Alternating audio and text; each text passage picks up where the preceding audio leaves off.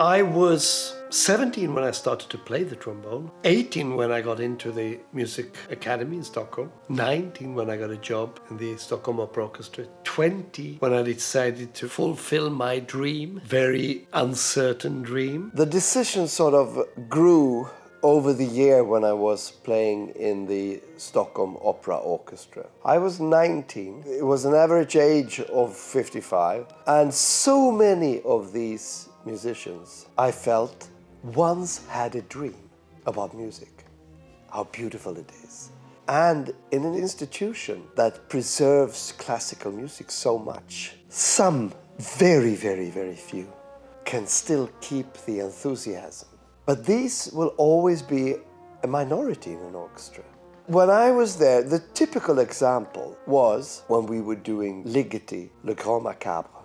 The orchestra hated this piece. All the musicians, all the people in the marketing, everyone hated to do this. The trombonist actually said, when Ligeti was there in the rehearsals, he said, if he comes over here, I'm gonna hit him right in the face. They were so angry with this modern music, so I felt, okay, this is very strange. There were 6 trombone players in the opera at that time. I was free one evening, so I saw the dress rehearsal.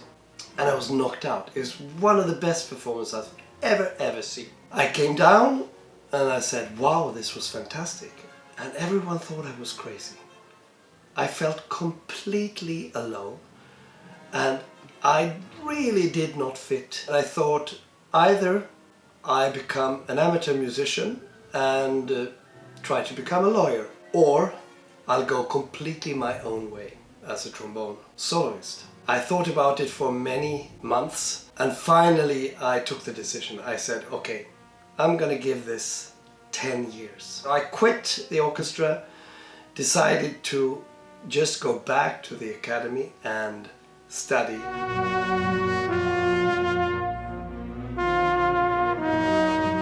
I just practiced and practiced and practiced. I knew one thing, which I was very happy with. I knew that to succeed with something, you have to be extremely persistent and keep with your goal. Never leave the goal. And that was the secret.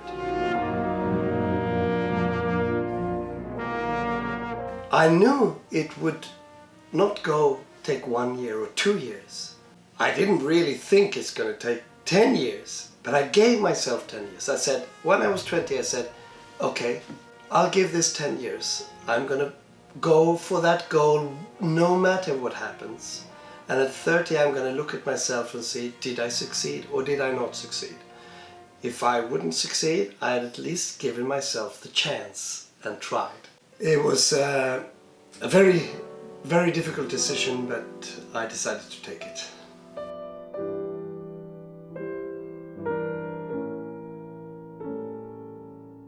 Here I built a soundproof room. Ta-da! So in here I can practice in the middle of the night. There's where I sit and practice. But in the beginning, when we had a very, very small flat, I had a brother who was an architect and he built for me something called the box. And the box was 180. That meant, and I went in, it was like a kiosk. And you go in, it's a soundproof room, and the slide, I couldn't move my slide this way, I had to do diagonal. And it was absolutely dead. So it was a terrible acoustic, which I had not to get spoiled with good acoustics. So if it sounded okay in here, it sounded like brilliant outside. And up there, Roland Pöntinen, my pianist, the guy that I played with all my life, he had his bedroom up there. Roland decided, I don't need an alarm clock anymore because I know that it's 7:30 when he starts this. So that's when he got up and started to play his piano and practice.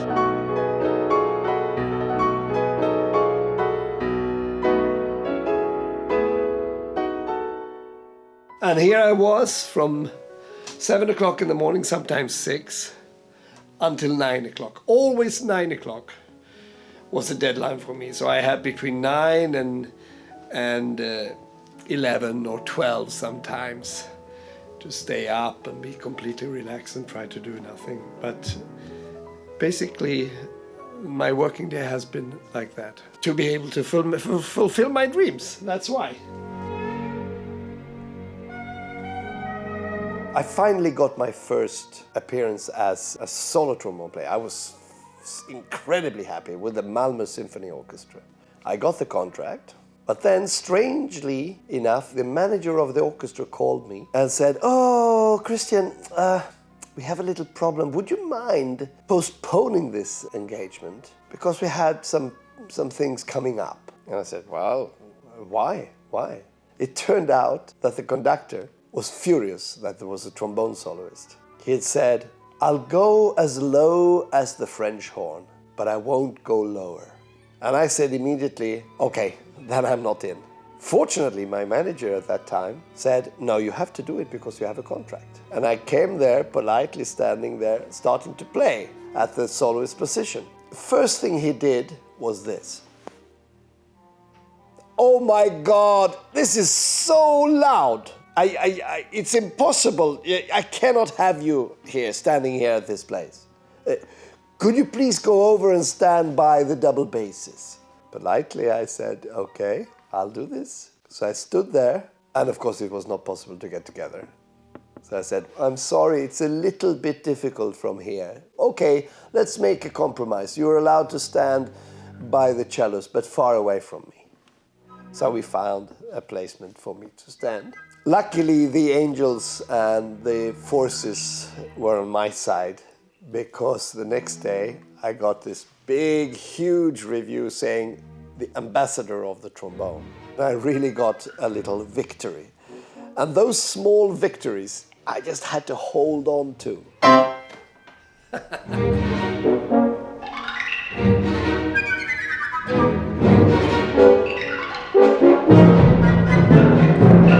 Now, when I practiced, I started to become extremely focused and very organized. I went to London to study there, and I had a period there of 90 days where I practiced 8 hours every day. In 24-minute periods. I started 6 o'clock in the morning and had breaks in between. And the last time I practiced was 9 o'clock. Then me and my friends, we went to the pub at 9. If it was a sacrifice, no, I don't think so. You can do that for 90 days and then take up other things also. So I don't feel that I sacrificed anything. This was really what I wanted to do.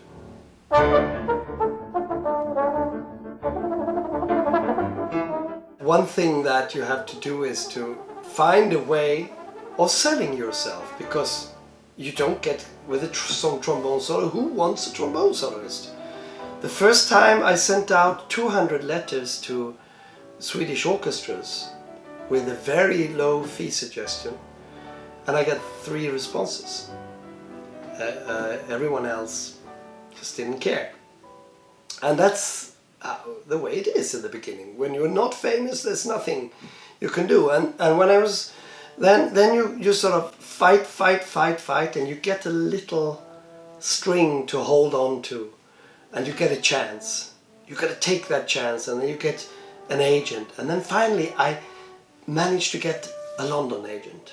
And I was like, wow, suddenly a relief. I got my debut in London. The fact is that at that time, the London Times were obliged to make a review of everyone that makes his debut. So there was a proper critic there. Usually the critics didn't even show up when it was a trombone. But here I really had got a phenomenal review from the London Times. So I got that, and I got an international agency. It's just that this agency, they used to be one of the really big influential firms, but they were bought now by a crook. After having realized like a year later that he completely fooled me with money. So I had 2 choices. Give him half my salary of a whole season, or sue him. So he was actually going to take the whole thing. But I managed to negotiate so I could at least get 50% of and then leave him. But it was really horrible and very difficult times to stick. To stick to this goal was frantically difficult.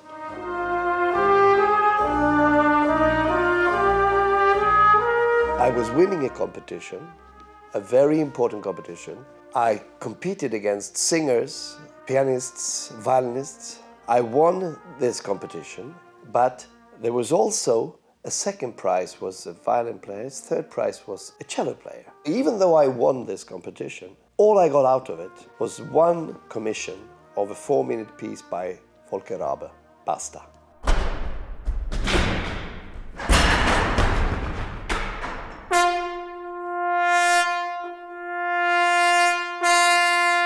The violinist and the cellist, they got a full tour of the whole Nordic countries. They got solo concerts with the Stockholm Philharmonic, with the Oslo Philharmonic and all these. I stood there with nothing, absolutely nothing. I was furious, of course. So I had to compete, continue to fight. The argument they had was that, trombone is not a solo instrument. You can't play as fast on a trombone as you can on a violin. Yeah, I got really angry hearing that. That's why I decided to record and perform Vivaldi Winter.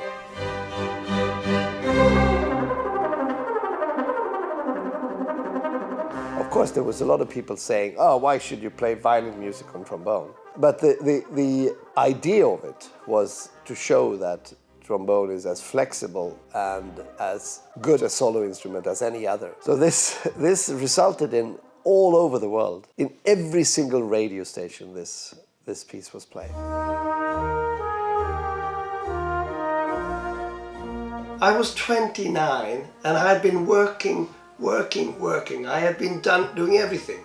Already when I was 23, I released my first CD with Flight of the Bumblebee and Charas by Monti, Berio Sequenza and all this. And it got fabulous reviews. I was called in all the magazines like the Paganini of the trombone. I got so much credit. But there was no credit on the bank account. There was absolutely nothing in there. I could hardly support myself and my family with 4 kids.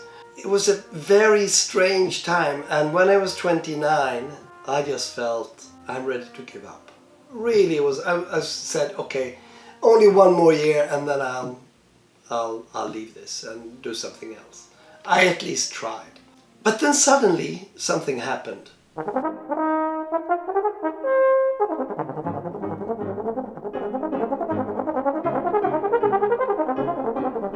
I saw myself for the first time having a diary that was full.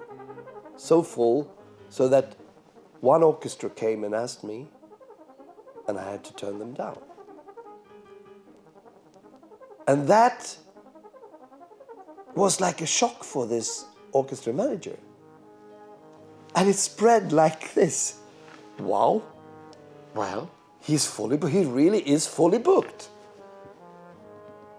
So I stood there with like something from heaven saying, okay, he's fully booked. Everyone then wanted to make sure to book me for the next year. Because this was like a sensation that a trombone soloist actually had succeeded. Then I could raise all my fees. And since then I had a wonderful career. But 10 years it took. 10 years of sweat, tears, not blood.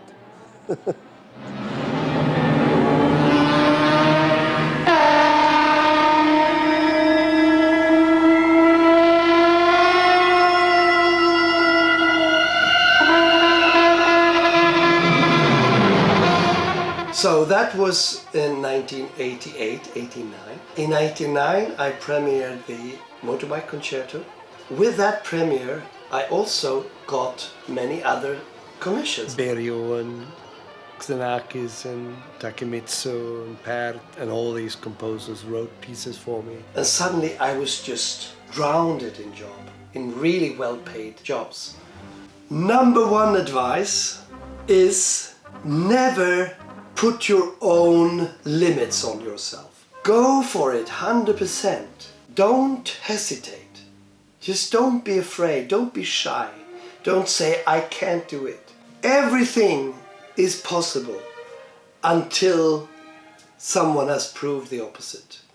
One of my first reviews was that Christian Lindberg would never ever manage to make this a solo instrument. Doesn't matter how talented he is. He's going to fail.